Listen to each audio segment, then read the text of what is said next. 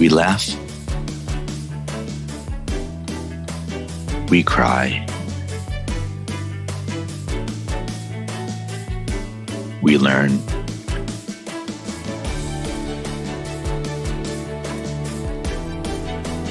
But really, what doesn't kill you makes you better at managing clients and everyone. I'm Morgan Friedman, and this is Client Horror Stories. Hey everyone, welcome to the latest episode of Client Horror Stories. I'm excited to have Gee Ranasinha here with me. Did I pronounce your name correctly? Yes, you did a good job, Morgan. You get 10 points. Gold star. Yeah. We're all done. I can go home. Well, thanks for joining us, everybody. You can go back about your business. And I'm happy to have you on. And let's jump into your horror story. What happened to you, G? Well, we're a small marketing agency serving startups and small businesses. Mm-hmm. Even though we're based in Europe, most of our clients are in North America, well, primarily the US, really. And the usual problem when dealing with startups is one of funding, right? They usually are underfunded. This wasn't the case for this particular client. So we thought, hooray! This was in the days when it was pretty darn easy to get funding. You know, PEs and VCs was basically falling over themselves to throw money at you if you had a decent idea. So the organization in question was well funded, let's say. They were doing something quite interesting in the crypto space. Sort of dates the story on its own, really, there, doesn't it? I mean, don't have to go much further.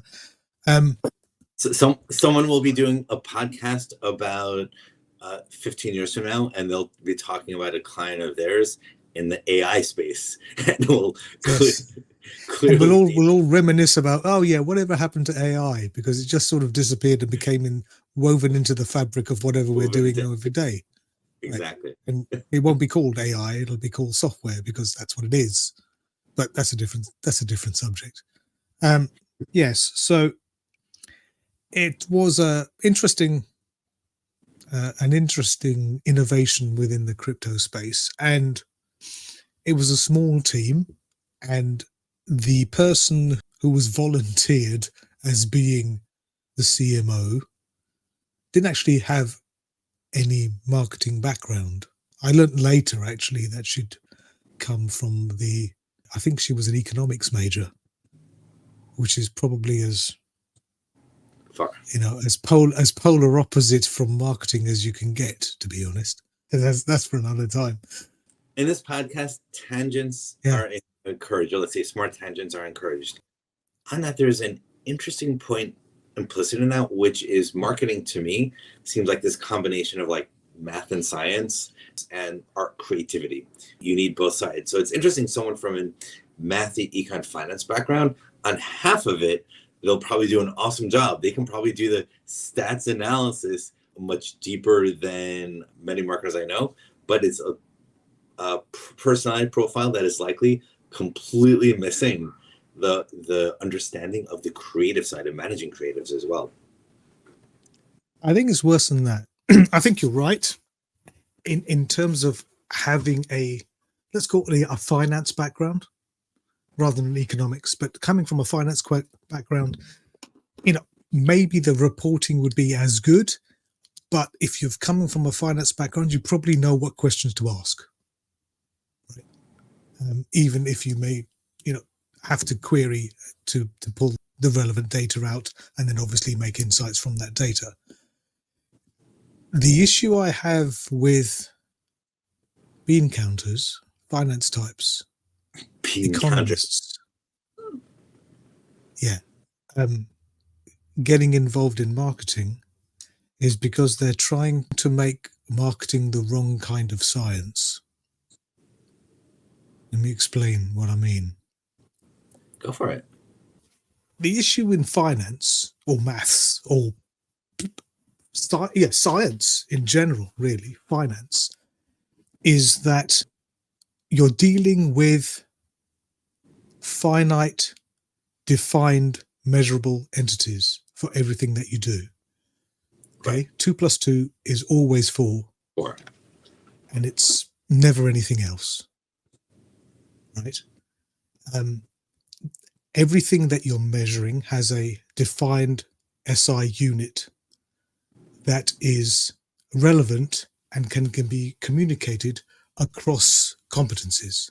You know, a kilogram, if you're an engineer, is the same thing as a kilogram if you're a physicist, right? We're Right. all dealing with the lingua franca, right?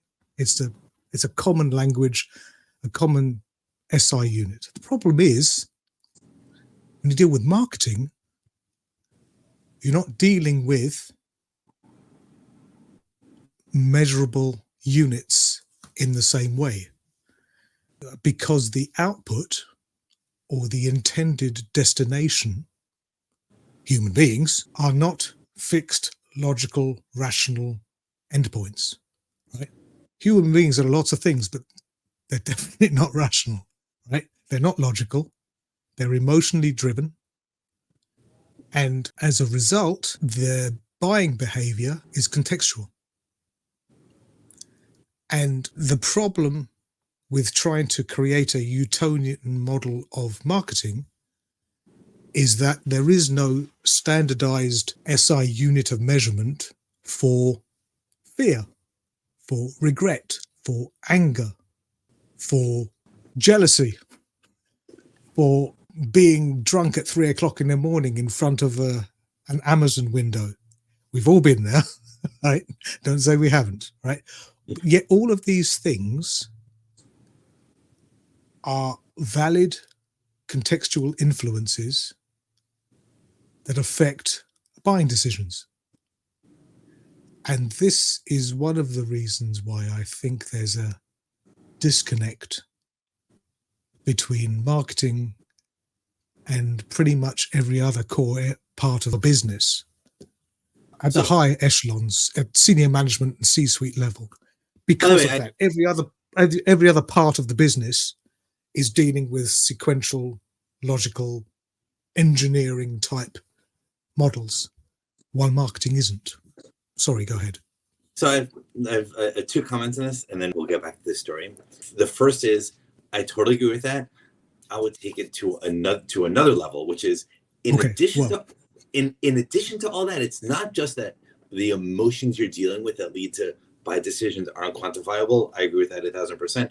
But when you're a bean counter, love your phrase, haven't heard in years. When you're a bean counter, there's this natural incentive to increasingly shorten the time spans until you see the results. When you're just tracking the numbers, then you're not thinking about what will the profit margin be in 100 years. It's like, what's this year? No, what's this quarter? What's this month? Let's daily number reports, which leads to this obsession with very short-term results. And like the ultimate or one of the strong embodiments of this is like private equity type firms. They like go buy firms and then just cut everything to make the numbers bigger, shorter, and profit sooner and quicker. And this goes against the heart of marketing in the truest and deepest sense, which is because marketing in the deepest sense is about cultural shift and like changing cultures, but also changing buying patterns at a bigger level. And that fundamentally isn't something like you can do when you're just obsessing over the results you get after day one of a launch of an ad campaign.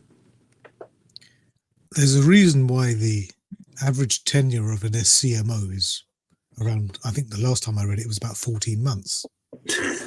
I never heard that said. Yeah. First time I read it, it was about 18 months or 24 months. Last I heard it was 14 months. And it's exactly for the reasons that you've just given. Because companies are operating on a quarterly model. They've got to lift up their dress and show everybody the goods every 3 months. And love that metaphor.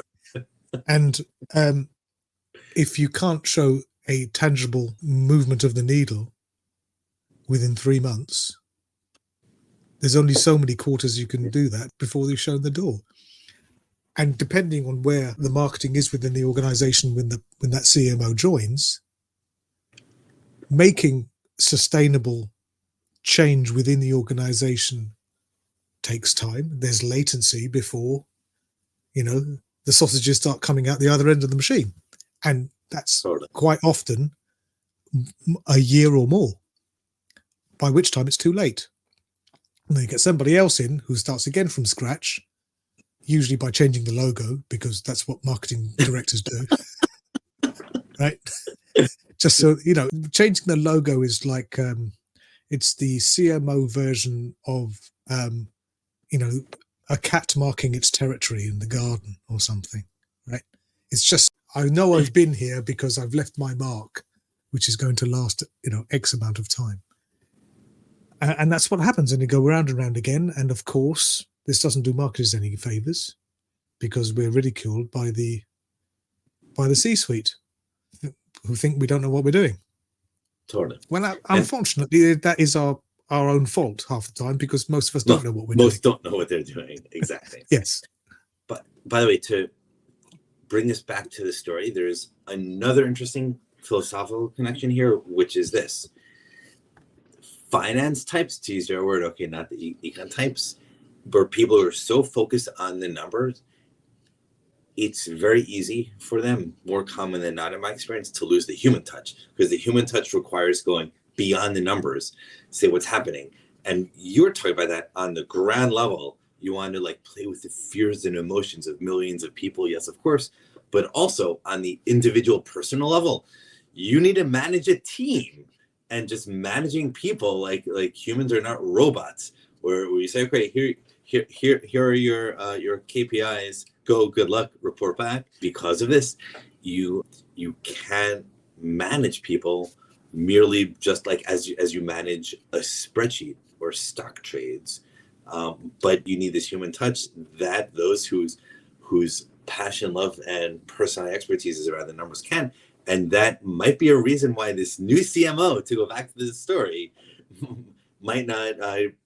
Your new CMO probably did something difficult, which is why you mentioned it leading to the story, and it could be related to being a numbers type, not a human type. I wouldn't necessarily agree with that. I think the issue is that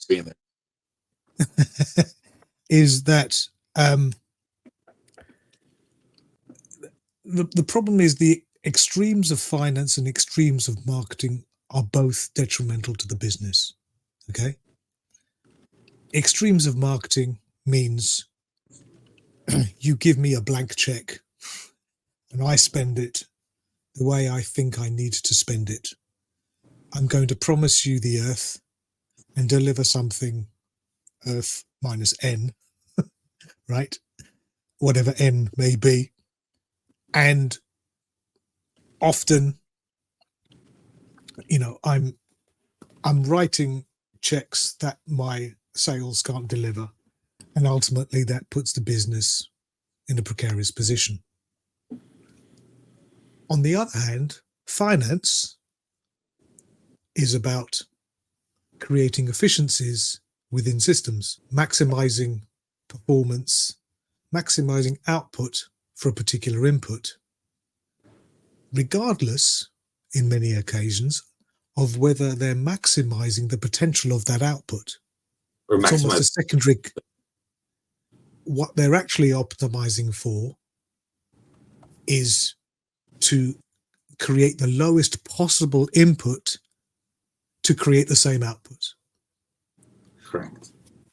The downside of that is obviously missed opportunities. It's a myopic, in my opinion, process.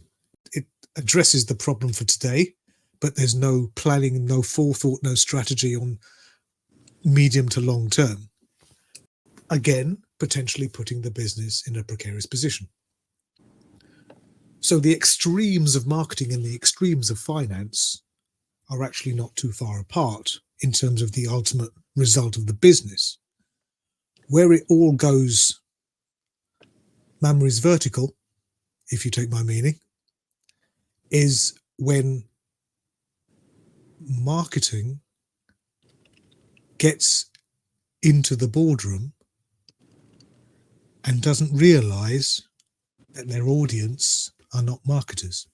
Like Marketing 101, take your message and craft it in a way that using vocabulary that resonates in the language of your buyers, of your target audience, of your ICP. Okay? But as marketers, we don't do that when we go into the boardroom.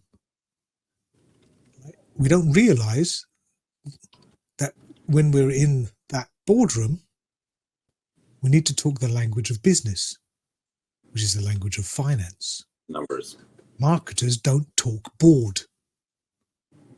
Right? So we go in there and we use all of this jargon and acronyms that we love to talk about when we're having a beer with amongst ourselves. But when we go to these sequential, rational, engineering, scientific finance types, and we start talking about salience and excess share of voice and emotions and behavioral influences, it's all sort of West Coast hippy dippy tie-dye Woodstock, leave it to the power of the crystal, right? And scares these people half to death. So it's no wonder that we're derided in private and in public when we don't do ourselves any favors. What do you think? I agree, and I have to make that same point in different language, which is my way of making that same point is I've seen happen so many times to marketers is you put on your marketing hat when like you're in marketing mode, like crafting a campaign for a client, but you forget that you kind of have to be in marketing mode all the time. You have to be in marketing mode to the boardroom, to your boss, to the clients, and to the sales team. Yeah, to the sales team, to everyone. Yeah. Which is everyone, every individual in every group speaks a different language, and you have to say, okay, what is the language of this of the sales team? In fact, I wrote a book, Beloved by Clients, and one of the main theses to this is to the book is you doing great work isn't enough for the clients to love you. You have to speak the language of the client and understand them and what they want, even beyond, even separate, orthogonal from the results. It's just marketing. It's not turtles all the way down. It's marketing all the way down. Absolutely. Yeah. Couldn't agree more. And with that, so back to the story. So there's a CMO who is a finance person. A CMO who's a finance person. And she had a very decent budget, as the entire organization had, right? They were spending money like it was going out of fashion, you know, spending money on the offices, on decent furniture and top of the line hardware and, you know, all of the trappings that we stereotypically associate with well-funded startups nowadays. We look back with rose-tinted glasses somewhat. She was thinking that marketing was pretty much an executional, a tactical endeavor. And so her idea was to automate as much as possible the tactical side of marketing. So her marketing tech stack, the company's marketing tech stack, was certainly extremely over-engineered for what they needed from day one. I mean, by a factor of, 50 probably. But they'd picked best of breed solutions from various particular strands of MarTech, and put the whole thing together. It was comms of the Starship Enterprise, this stuff. I mean, it was awesome. Okay. But like I said, it was a sledgehammer to crack a nut. They didn't need anywhere near as much stuff. And to be honest, I would say that 90% of startups don't need anything more than this CRM, really. Anything else is, they don't need all the rest of that crap. Certainly until they get to about, I don't know, between sort of maybe till 5 million or so. I mean, obviously it depends on the industry, the product, the audience, all the rest of it. But generally speaking, I don't think you need that. Obviously, yeah. I mean, if you're selling stuff really, really cheaply and you need to sell in volume, different matter. But generally speaking, I don't think you need to. So she had all of this stuff, and they were building campaigns. There was email stuff, there was digital stuff. There wasn't anything analog, to be honest, which I thought was a little bit short-sighted. But they figured anything analog was old school and irrelevant, because the brave new world was digital and everything started and ended with digital, and that was the end of it, and they wouldn't hear anything else, despite much protests from not just me, but other people within the team. And so she built out a number of campaigns. One part of one particular, the largest campaign that they were doing, involved payment, which I'm guessing because it was hip and trendy at the time rather than any real reason behind it, that they were accepting payments via crypto. I think it was Bitcoin, but I can't remember to be sure. So, okay, fair enough. If you want to use, Bitcoin address as your destination endpoint, knock yourself out. Go for it. Mm-hmm. But what we wanted to do was to actually go through and QC the whole process, do the buyer journey stuff, right? So you go through, test everything. Well, it's not testing how it works. What you want to do is find out what doesn't work, right? If I don't do it the way people think the buyer journey is going to pan out, what happens? What are the warnings, right? You try to sort of soak test it. You try to blast it. You try to make it fall down, don't you? Totally.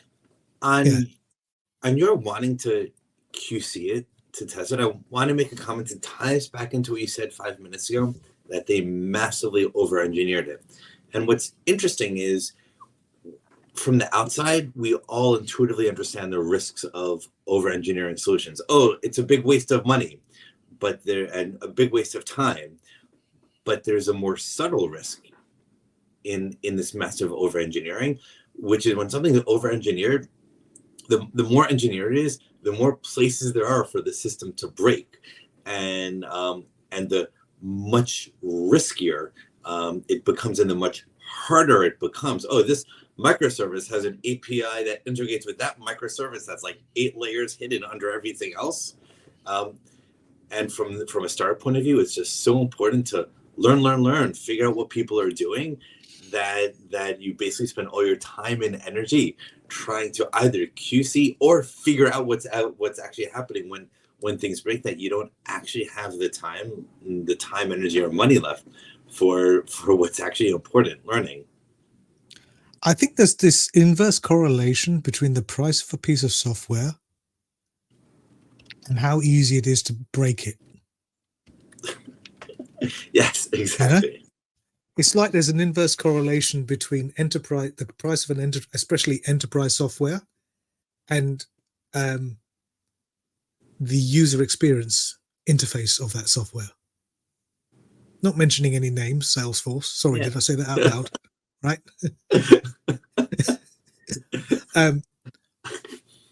But there seems to be an inverse correlation between, like, the more you spend, the less user-friendly the interface is, and the more it looks like something from 1993. It, unfortunately, I think it kind of has to be that way, because sadly, one characteristic of human nature is people judge books by their covers.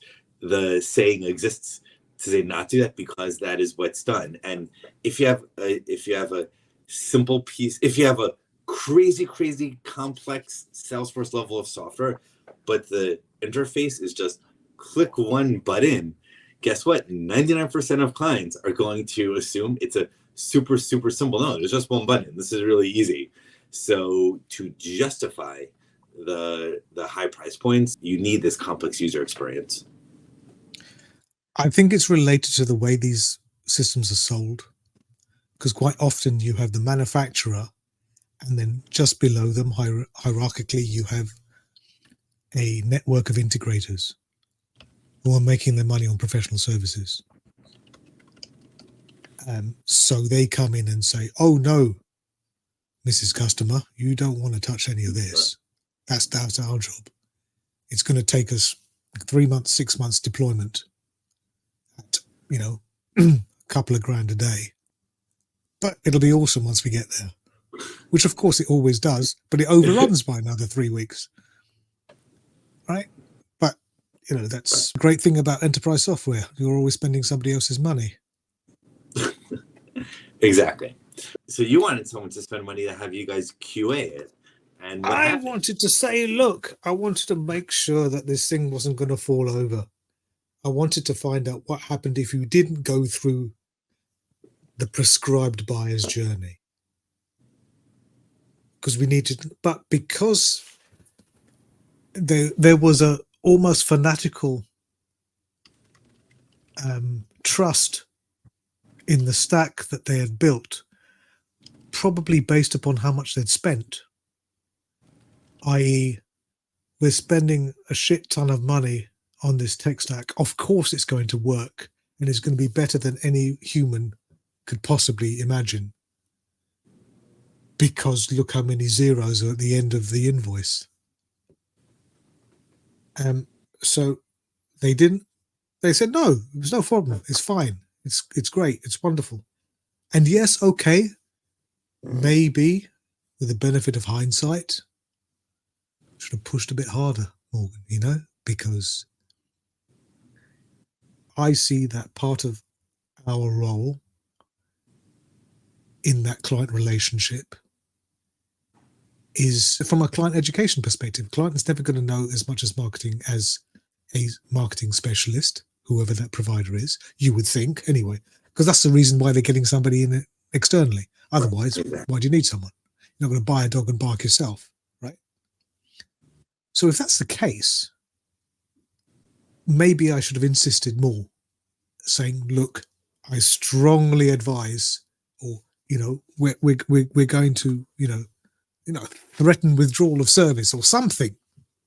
But I didn't.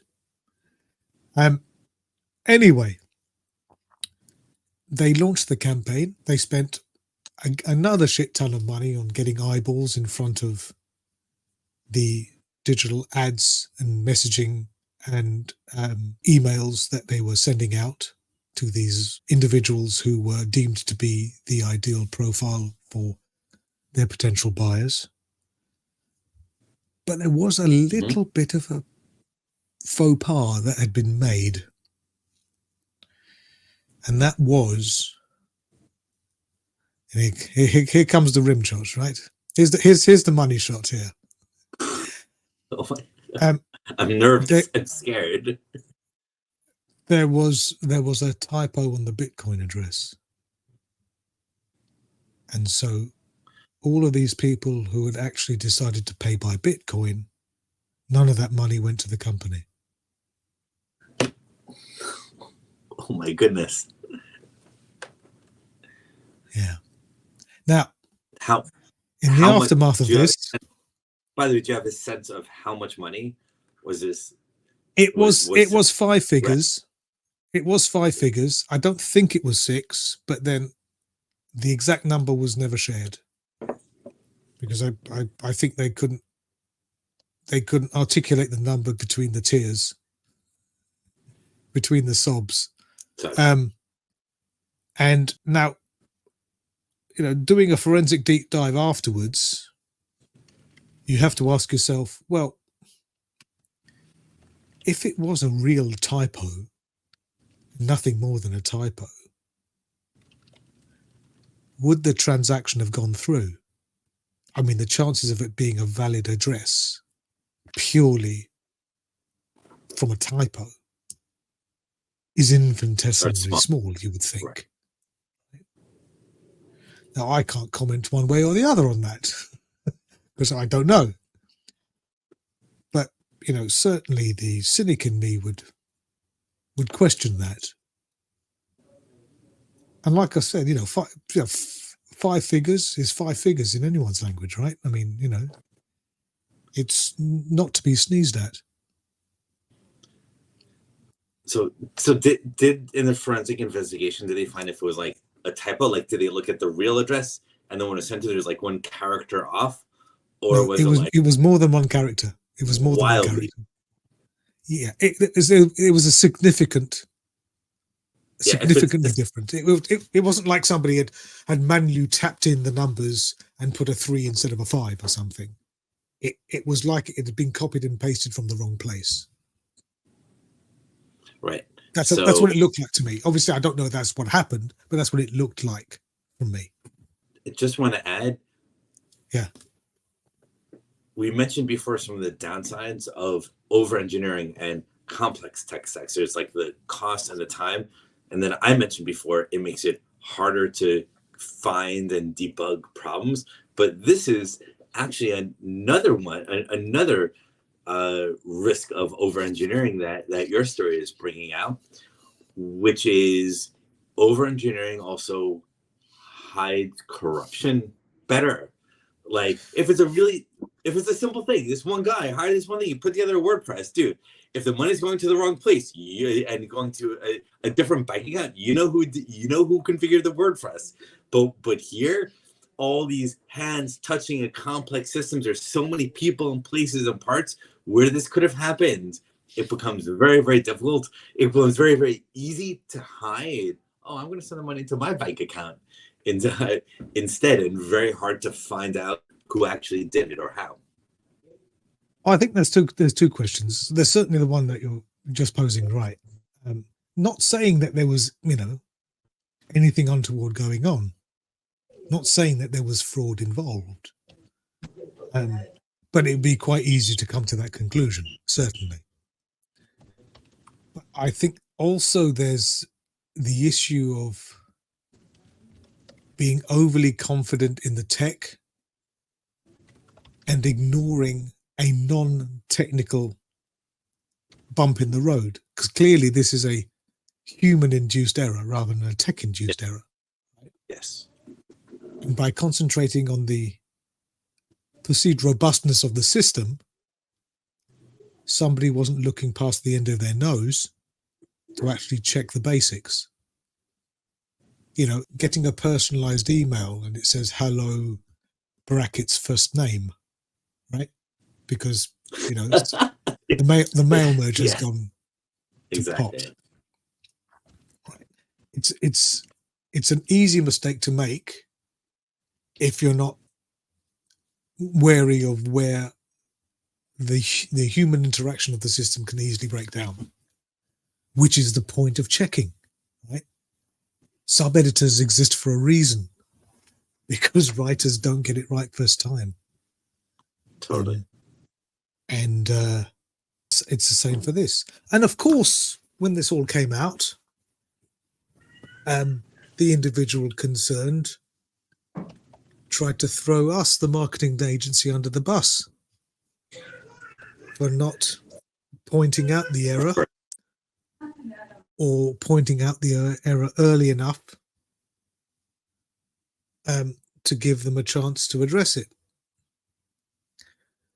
But since this wasn't exactly my first rodeo there, Morgan, not even close, there was a clear communications trail, including a message where an individual had said, no, we're going to do it like this. We're not going to do it like that. So, I mean, it didn't go legal, but if it did, if anybody ever sort of sought legal advice, I'm sure, even a rookie lawyer would have looked at that one piece of communication and said, yeah, you haven't really got anything there. And that would have been the end of it. I think a lot of people underestimate the importance of CYA, of covering your ass. like getting every little thing like this documented ideally not just documented but documented in a shared environment, because it's much easier to say, oh no, he never sent that email, no, he made that up. Well, you're subpoenaed, most stuff doesn't go to courts. But when a lot of people are copied, then you can't play that game. And COA is deeply important. And I think it's something that smaller providers fall over on many a times, especially freelancers, obviously, because I think if you're a freelancer existing job to job, then anything that comes your way, you're just grateful for the opportunity. And the last thing you want to do is muddy the waters by asking for, written approval on amendments or, whatever, signatures on contracts or any of these things, because for some reason you think that this is going to delay or cancel out the agreement that had been previously worked out.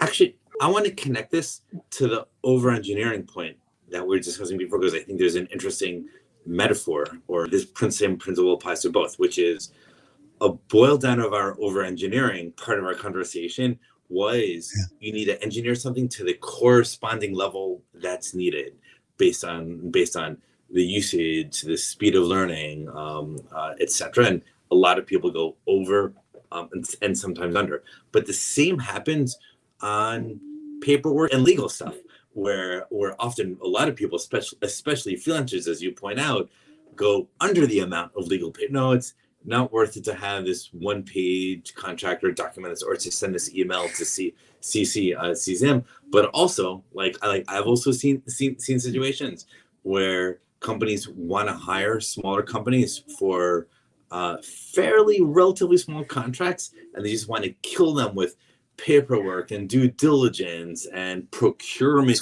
bullshit. And it's basically, it's not worth dealing with procurement unless it's in the six figures. So on that side, you need to not over engineer. We could say over legalize or under legalize. You need to find the right balance as well. It's an interesting point about procurement, because it's another subject of mine. I will not touch procurement in any shape or form.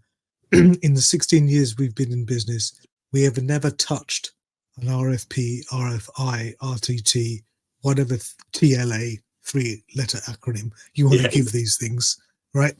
Won't touch those. You're playing with a loaded deck, right? 99 times out of 100, the RFP is just there to have two poor saps go through the process so that the third company, who's already the preferred supplier, can get the work. Yeah, totally. It's fixed from the start. It's a shell game. It's find the lady. That's what it is, right? That it's the guys on the street corners, and when they're playing that find the lady with the three cards, right? It's you're doomed from the start. You especially agencies, right, who usually can't charge for pitching, and they can put in hundreds of man hours of work on these things, and they didn't have a chance as soon as they accepted the request for a proposal. There's just no point, so we don't do it, and we say, look, if you can't see by who we are, what we do, how we express ourselves, how we think we're different, how we think we serve you better, if we haven't made that clear in our customer-facing communication, then you shouldn't be employing us as a marketing agency, because we suck. And if we can't do it for ourselves, we can't do it for you, clearly. Yeah. So do not darken our door. Not interested. Move along. 100%, and that's a subject for another podcast as well. The pains of procurement are never worth it, and it's surprising to me how many people don't realize that just submitting these RFPs, even when they reach out to you. I've also seen it we've pinpointed you as one of the finalists, and a younger version of me, a younger version of me was like, oh wow, this is amazing. But very, very Sure, quickly, it's an ego thing, isn't it? yeah, totally. Yeah, but very, very, Sorry, very quickly, you'll be those things, they are the procurement's version of the African prince wanting to put money in your bank account. like, you have a talent for metaphors. I love it. I don't know. I should be in marketing, shouldn't I? You should. If your company goes under, you can always become a copywriter. So, on the story, what ended up happening? Did this end up ending the relationship? I mean, did they fire you, or did the company go under, or what happened? It didn't end the relationship there and then. Of course, now they're the elephants in the room, right? So, moving forward, there was always, animosity is probably too strong a word, but there wasn't that level of trust and a conducive working environment moving forward. And we carried on working with the client for about 3 or 4 months on other campaigns, which were QC'd, strangely enough. One of the things that soured the relationship was obviously this, and trying to pin the blame on us, which I took too personally.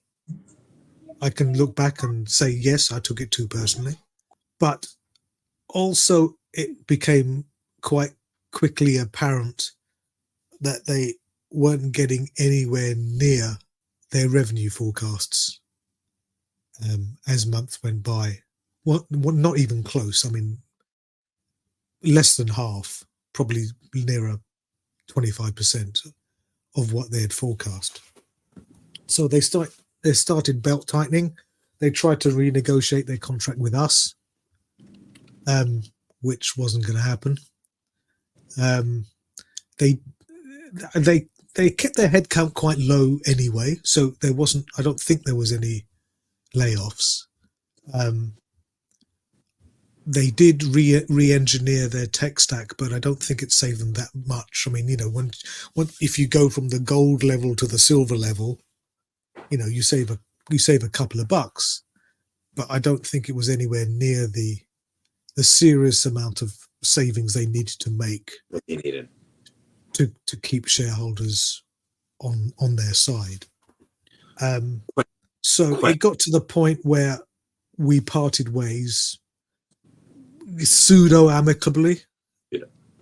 They didn't pay their last bill, but to be honest, it was a price worth paying, to be honest, because it wasn't fun anymore, because like I said, the elephant's in the room, and it was like, no, you've shown your true colors. You've shown that, when push comes to shove, we're not a partner. We're just another supplier. In which case, consciously or unconsciously, the day-to-day chemistry changes, doesn't it? Question: did this end up with you guys changing your process? So, start mandating QA and the normal standard along these lines, or you step back, or are you still winging it?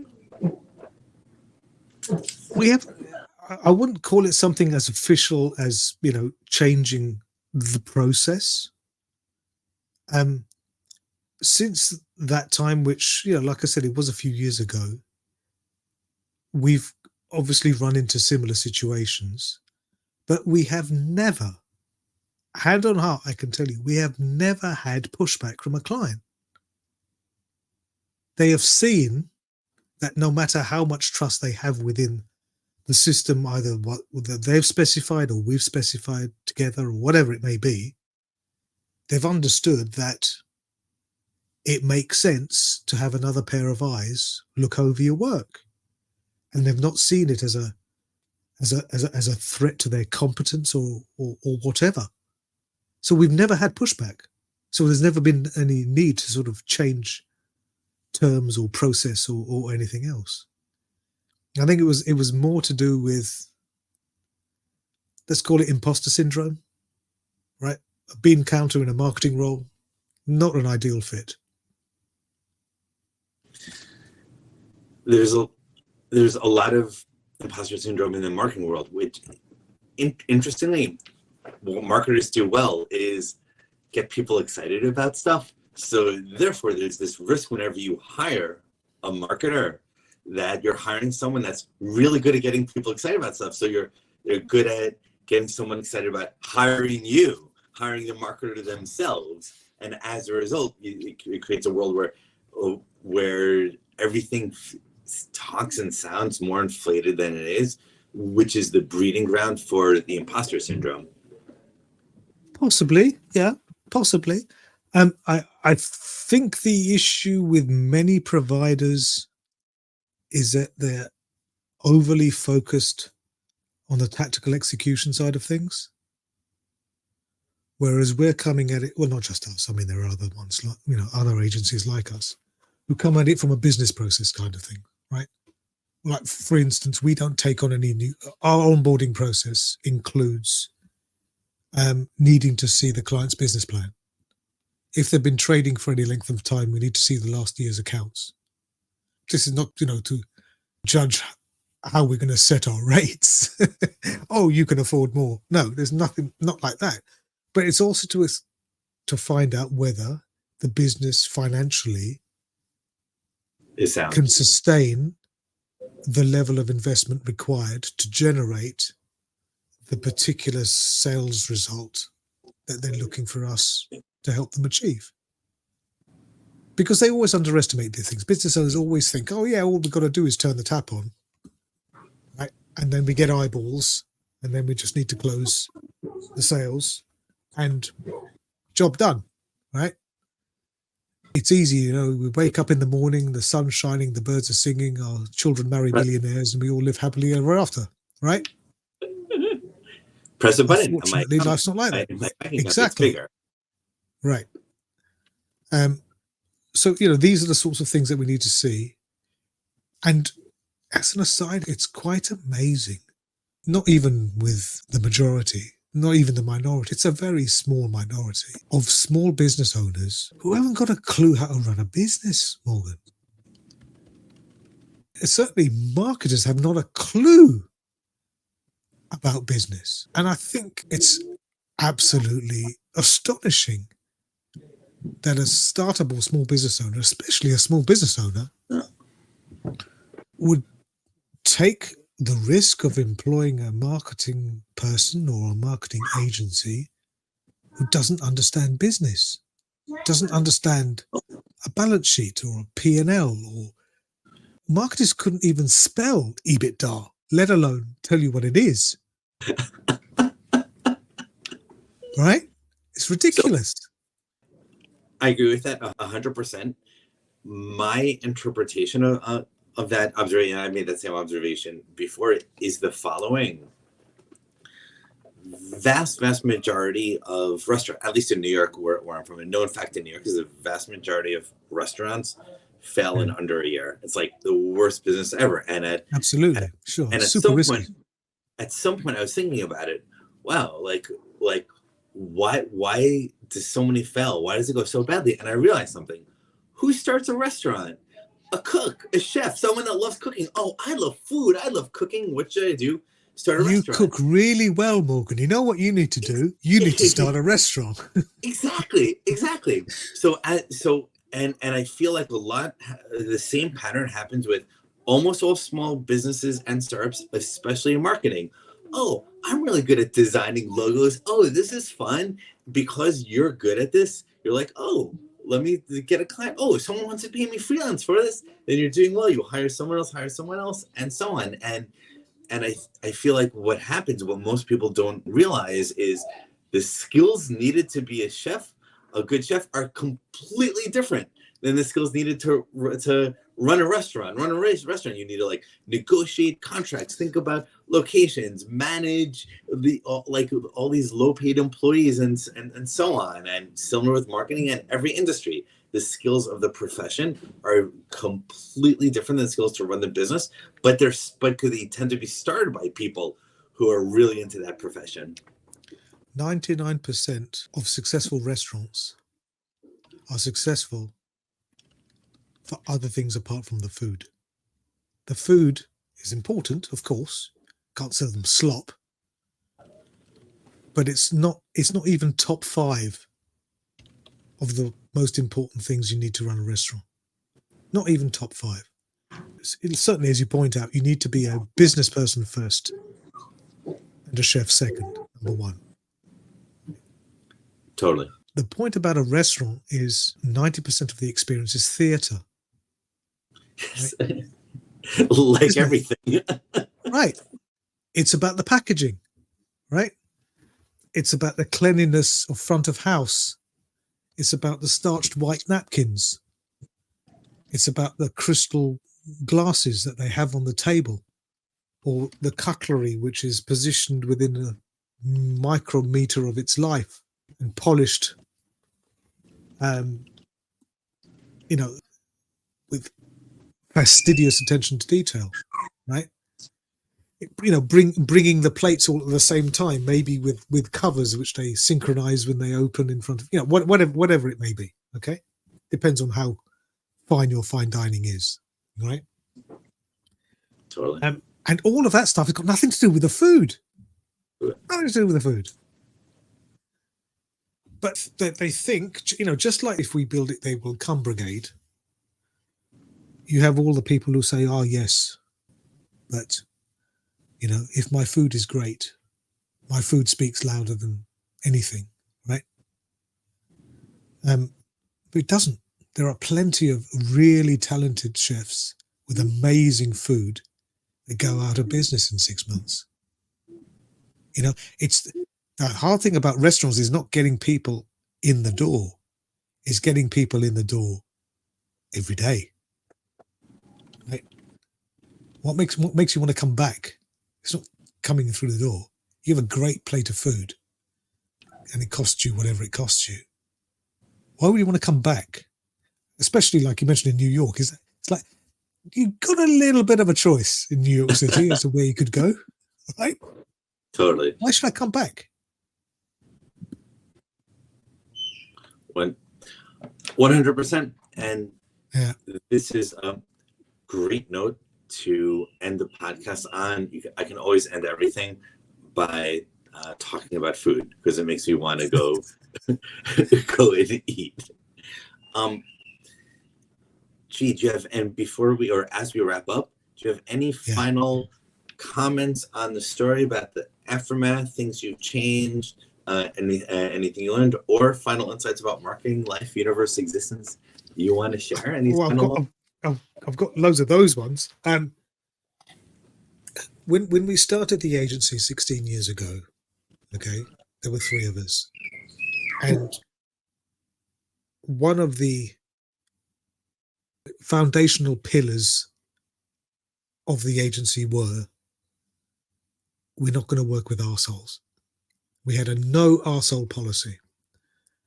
And the reason was that throughout our working lives, we either worked with or for arseholes. And so we said, any new client we took on board would have to be voted in. And it's a policy that I still have today. I mean, there's 19 of us today, and everybody who's going to be working on that account needs to be on board with working with that particular organization. And if just one person is not happy, we do not take that client on, because we're not doing it. Money is obviously a driver, but it's not the primary driver. That's not the point. Now, this kind of stuff scares my back manager to death. It doesn't please my accountant either. But, we have to walk our walk, and we do it for a reason. So as a consequence of that, I like to think that I have a pretty good nose for smelling bullshit. Okay? And if I do smell bullshit, I'll come up with a number of reasons why we can't take that particular company on as a client. But then every so often, Morgan, just to keep me humble,